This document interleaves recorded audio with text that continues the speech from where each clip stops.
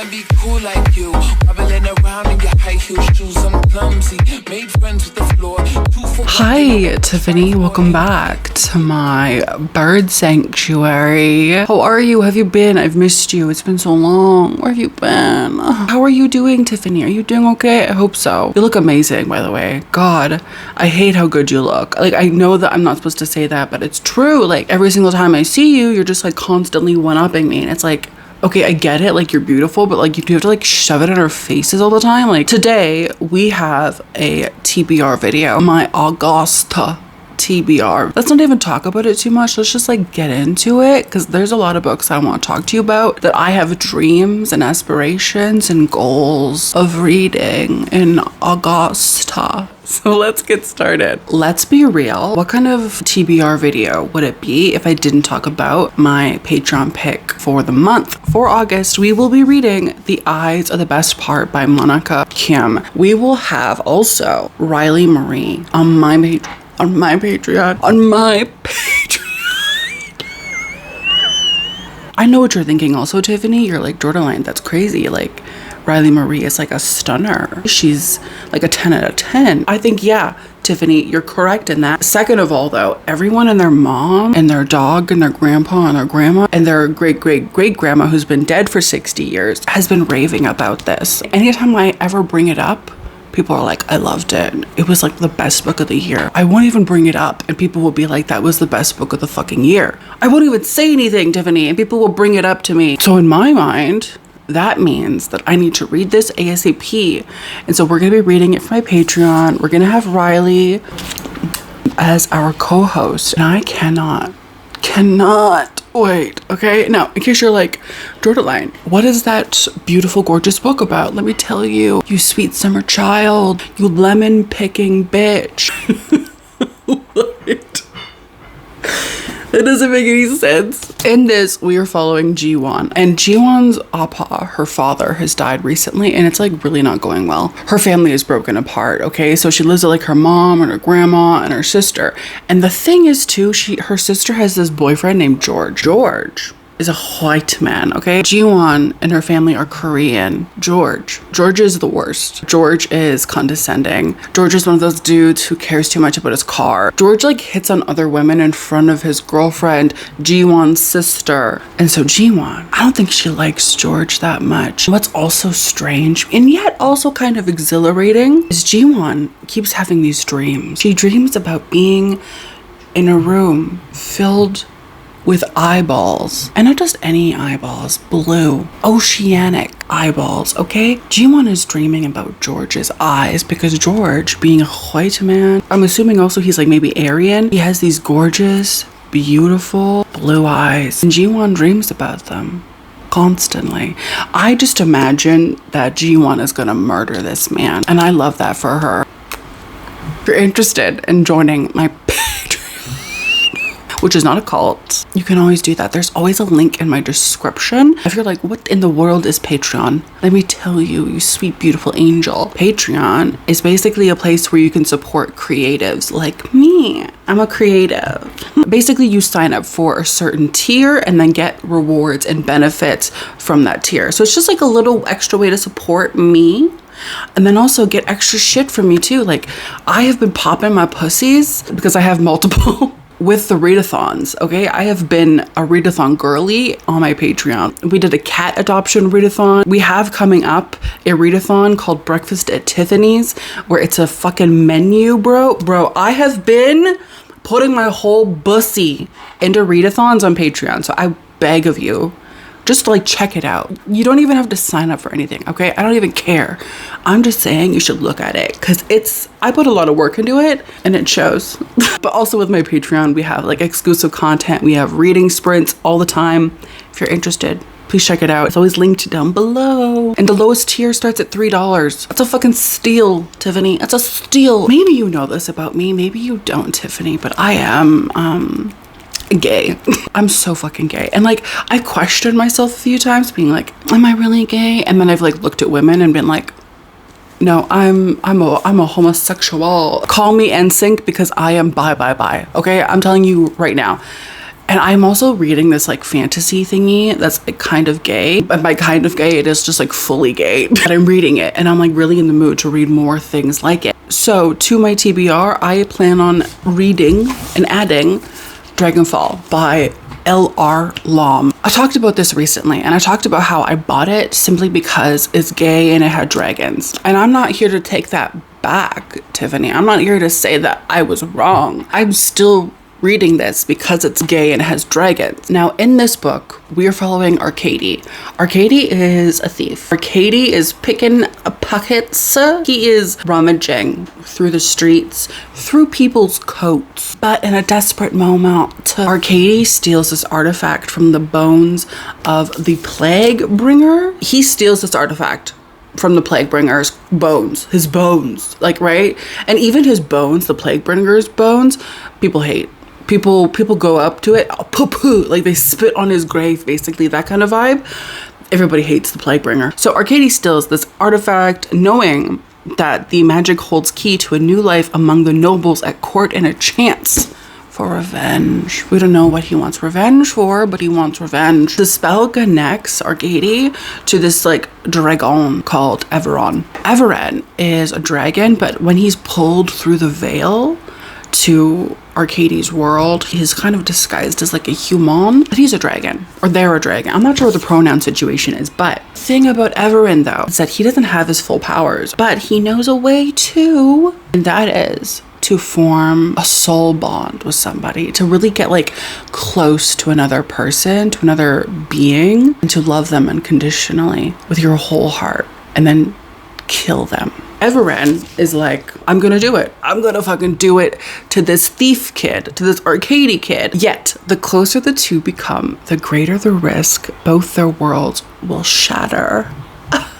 I don't know about you. I'm a sucker for a kind of thing of like, I love you more than anybody in the world, but I have to kill you. Or like the TikTok girlies, I'll burn the world for you. Like, ugh. I love that. I love that shit. Call me basic, okay? I fucking love it. I'm so excited to read this. Please let me know in the comments if you have read this. I would love to know what you think, what you thought.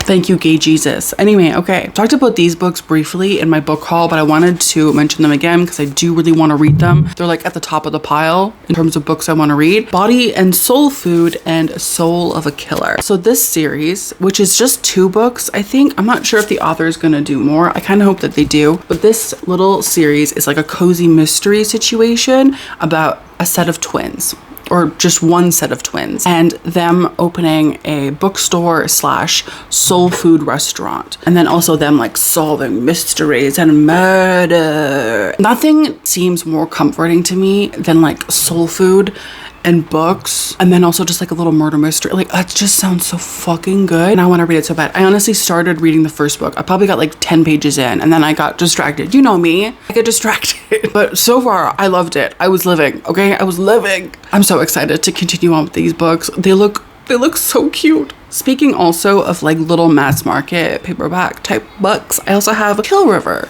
books 1, 2, and 3. Look at this, Tiffany. Is it not iconic? There are only 3 books, and in this trilogy, we are following Cindy. Cindy with an I, Cindy with a Y. It's the summer of 1983, and Cindy is 13 years old. They're at summer camp, but they decide to slip away from summer camp in the middle of the night by rafting down nearby rivers. So they're rafting, it's the middle of the night, blah blah blah. They get lost, and then they find this like abandoned amusement park. And at first, Cindy and her friends are elated. They're so excited. They're like, woo, summer break, it's spring break, whatever. They soon discover that they are trapped in the park, and a dark figure is stalking them from the shadows, picking them off one by one, killing them. Once night falls, Cindy will have to fight to escape the park, a masked maniac and a living nightmare. When I think of like summer, this is what I think of. When I think of like summer horror, these are the books I think of. I've never read them, but these are the things I think of, okay? So I'm gonna read these before summer's over. I hope I do. I hope. I did start another David Sodergren reading vlog that I need to like work on. The last book I need to read for that reading vlog is Rotten Tommy. I got that far into it. I'm probably going to read this next after I finish my current read and finish the vlog and edit it, because I want to share my opinions about his books with you once again, because I have opinions. Our main character's name is Becky. Her mother went missing. Her mother is like presumed dead, but she's not like dead. Like they just think she's probably dead because she's been missing for a while. Becky is going through her mother's thing, and she makes a very strange discovery that may hold the key to solving her mother's disappearance. 3 unmarked videotapes hidden in the wall of her childhood home. As Becky watches the tapes, she's like drawn into this horrific world, more horrific than she ever could have fucking imagined. For Becky has unwittingly summoned the long-forgotten nightmare, a creature that threatens the lives and sanities of all around her. Rotten Tommy has come to play, and nothing on earth can sate his diabolical bloodlust. I'm so excited to finish this book and read it. I just need to actually get to it. It's again one of those things where I got like distracted. I was really just in the mood to read about gay dudes. Is it a crime to want to read about men making out? Is it a crime? If it is, lock me away in a dungeon somewhere, preferably with 2 men who are making out. I cannot believe, Tiffany, that I forgot that I bought this book. And when I saw it and I was like, holy fuck, I had like such intention to read that book and I never got around to it. And I can't believe I forgot about it. I honestly was like, kill yourself. I'm just kidding. That's crazy. I'm just kidding. That's crazy. I did not think that. But that is Someone You Can Build a Nest In by John Wiswell. This is a book that I have been looking forward to for so long. I need to read it. And honestly, even if nobody cares, I'm gonna vlog about this book at the very least, because like I feel like I need to. In this book, we are following this monster that kind of like lives in a swamp right now. They're just like chilling out. They're just, you know, existing. Then one day, these dudes come by and they're like, oh my god, it's a monster. We should kill it. Until they like try to kill the monster, and the monster's like, oh, nope. And they get the fuck out of there. And then they're rescued by this human girl, Homily. And our monster disguises themselves as a human, so Homily thinks that they're nursing a human. But Homily is like nursing the monster that's like disguised as a human, and the monster's like, listen, I could fucking eat you. I could lay my fucking babies in you, blah, blah, blah, blah. But like, I'm not going to, just because like, I feel like you're chill. I feel like we have that kind of vibe. And then the monster is like, wait a minute. Homily's actually kind of cute. Wait, why am I literally blushing? Like, Homily, stop. Monster is like, oh my god, am I in gay love? And then Homily is like, there was a monster that like killed my family or like my people, and I'm gonna kill that monster. And even though it's not our monster is like, okay, well, I can never fucking tell her that I'm a monster. It just sounds weird and beautiful and funny and cute and horrifying. I cannot wait to read this book. Next up, I want to talk about a book that one of my patrons, Caitlin, gave to me for my birthday, and that is Your Mind is a Terrible Thing. This is by Haley Piper. I read the synopsis for it recently, and I was like, that sounds fucking amazing and literally terrifying. So imagine this, okay? Picture this. You're on a spaceship. You wake up on the spaceship and you're like, oh, it's just a normal morning. I'm just gonna get some eggs and some bakey. And then you go and you realize that there is nobody on this ship other than you. You realize, little tiff, that you're alone on the fucking ship. The ship? on the ship. That's bad enough, right? But then you also realize that you aren't alone on the ship, because in fact, there is some kind of monster also on the ship that is going to destroy you. Monster that can look into your mind and place thoughts, images, actions. Like this thing can like see into your mind and like control your mind. So you're not alone on the ship. There's something there that's gonna fucking destroy you. Isn't that fucking scary? It's so fucking scary, but it sounds so good. Listen, I'm a Haley Piper fan, okay? If Haley Piper has no fans, I'm fucking dead, okay? That's how I feel about Haley. I recently also bought this book, and I need to show it to you because it lives in my heart rent-free. And that is A Magical Girl Retires by Park Sol-yoon. It's so fucking beautiful, I could die. It says that this is a millennial turned magical girl must combat climate change and credit card debt in this whimsical and wildly imaginative ode to magical girl manga. I'm so fucking excited, I could fucking die. I'm not even joking, Tiffany. In this, we are following seemingly an unnamed character. She is a 29-year-old depressed woman who is drowning in credit card debt. So it's like not great for her right off the bat. She's like literally about to jump into the fucking river to, you know what I mean? Like she's ready to end it all. And then she's interrupted by this girl. It's like dressed all in white. Okay, and it's apparently a clairvoyant magical girl who is on a mission to find the best magical girl of all time. And our protagonist just might be that special someone. But our protagonist's initial excitement doesn't last long. She learns that being a magical girl in real life is much different than how it's portrayed in stories. It isn't just destiny, it's work. Magical girls go to job fairs, join trade unions, and attend classes. And for this magical girl, there are no special powers, there are no great perks. Despite being magical, she still battles with low self-esteem. Her magic wand is a credit card, which she must use to defeat a terrifying threat that is neither monster nor intergalactic war. It sounds so good. I, if you don't know, am a magical girly. A magical girly. Sailor Moon is my favorite anime of all time. Am I fucking basic? Yes, but you fucking love it about me, don't you? I love Sailor Moon so much. I love Cardcaptor Sakura. I love all magical girl anime. And I can't wait.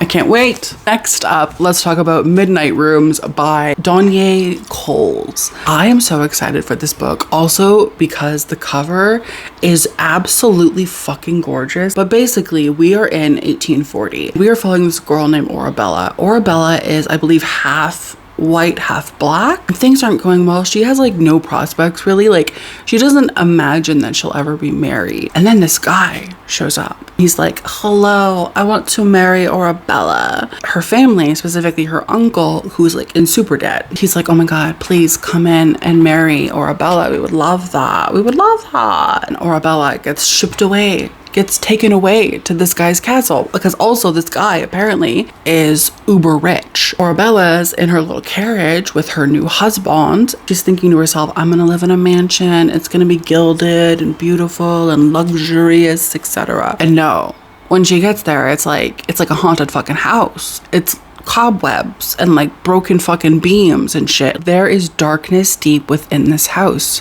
Rooms are kept locked or hidden away, and the walls seem to thrum with secrets. Orabella can never venture outside unattended. She spends her days having tea with a catatonic sister-in-law and evenings at Elias's side. Elias is her husband. Darkness soon begins to engulf her too. Becoming dizzy and drowsy after dinner, she falls into a fitful sleep filled with macabre dreams and is awoken by blood-curdling screams in the night. In the morning, she rises from her bed covered in mysterious bruises. Confused and terrified, she begins to question where her dreams end and reality begins. The longer Orabella stays in this place, the more she loses parts of herself. How long until she no longer exists? Yes, it sounds like Rebecca. I've never read Rebecca, but I've heard it's very good. It sounds like Rebecca, but like maybe like more feminist even. I can't wait. Let's talk about this book, which I haven't hauled yet because I did recently buy it, and that is This Thing Between Us by Gus Moreno. This cover is absolutely crazy. From what I know, this is about a couple who move into a new place, a new apartment, I think. I believe it starts when they get some kind of like smart home device. Ever since Vera and Thiago bought the Itza, life has gotten strange. The ads for the world's most advanced smart speaker didn't mention scratching in the walls, eerie music in the dead of night, or particular packages. Who ordered industrial strength lie? It's like vaguely amusing and like strange, but like neither of them really think that much of it until Vera is killed and Thiago's world becomes unbearable. Soon after, Vera, his now deceased girlfriend, dies. He's like, I gotta get the fuck out of Dodge. So he gets out of Chicago, where this is set, and he starts just going basically like on the run. He can't escape from his guilt. He can't escape from his anger. He can't escape from his sadness. He can't escape from the evil thing that is hunting him and feeding off of his negative emotions. And apparently this thing is looking for a way into this world. I'm so excited to read this. I have heard such good things about it. I've been putting off buying it, but I'm so glad that I did finally just like bite the bullet and just get it, because I'm really, really excited to read this. Next up, I have Death of a Bookseller by Alice Slater. I saw this randomly. Again, I have not hauled this, but I saw this randomly at the bookstore and I was like, do I need it? I feel like I've been on my mystery era lately. So in this, we are following Roach. Roach would rather be like a true crime expert. She would rather be listening to her favorite episodes of her favorite true crime podcasts, but instead she works at this bookstore. And it's fine, but she would rather be doing other things. Roach is very much like not like other girls. She sets herself apart from the other girlies who like true crime because she didn't like it when it got trendy. That's when Laura shows up. Laura is this person who was hired to help like rejuvenate the bookstore to get them more customers. And Laura is a pretty and charismatic children's bookseller. Roach realizes that her and Laura are like kindred spirits in a way. And so she tries to get close to Laura, but Laura is like, no thank you, you're a fucking weirdo. Undeterred, Roach learns everything she can about her new colleague, eventually uncovering Laura's traumatic family history. When Roach realizes that she may have come across her very own true crime story, interest swiftly blooms into a dangerous obsession. I bought this kind of thinking that it would be like a cozy mystery, and I'm starting to think that maybe it wasn't a cozy mystery. Maybe it's not cozy. I'm starting to realize that right now. If you've read this, please let me know what you thought of it. And the last book that I want to talk to you about is this book, which surprised me, honestly. A lot of people in my last video were like, girl, that book is scrumdiddlyumptious. People said that it was like their favorite book of the year. What? People said that it was scary. That is Incidents Around the House by Josh Malerman. I didn't expect Mr. Malerman to be in the corner pussy popping. Like, I didn't expect it. Here we are. Here he is, just like absolutely throwing it forward in our faces. Good for you, Josh. This is about Bella. Bella is 8 years old. She lives with her mom and her daddy-o and grandma. Things are great. She like loves her family. The only thing is that there's this like thing.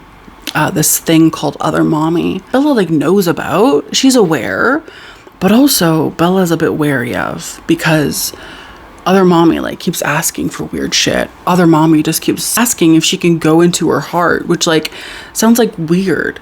Bella's like, no, you can't. You cannot go into my heart. I don't want that. Other Mommy is getting a little bit restless. Other Mommy might do some crazy shit. And not only that, it also doesn't help that her family is kind of falling apart at the seams. Like, Mom and Daddy-o are fighting a lot, and Grandma seems to be getting sick, I think. Bella might lose to Other Mommy. I'm also so thankful to the few of you who were like, no, why are there so many blurbs? Because that's exactly it. Why do you have so many blurbs on your fucking book? Like, there's all of these, and then also they included one from Grady Hendrix on the front. Why? Why are there so many blurbs? I hope Josh Malerman sees this video and this part of the video just so he can answer the question why he's doing this. Anyway, my friends, my family, my familia, thank you so much for joining me, for being here today for my birthday. It's not my birthday anymore. Thank you so much for joining me for my TBR. I really appreciate that you're here and that you, I don't know, you're cool or whatever, and you're pretty. If you wanted to go out sometime, I'd be into that. No? Okay. Anyway, thank you so much, Tiffany. Don't forget to hit subscribe, because we talk about spooky shit, talk about creepy shit, talk about your mama. Shit. Hope you have a wonderful day. I will see you in my next one. Goodbye. Goodbye, Tiffany. Goodbye. Bye. See you later. Don't forget to pussy pop.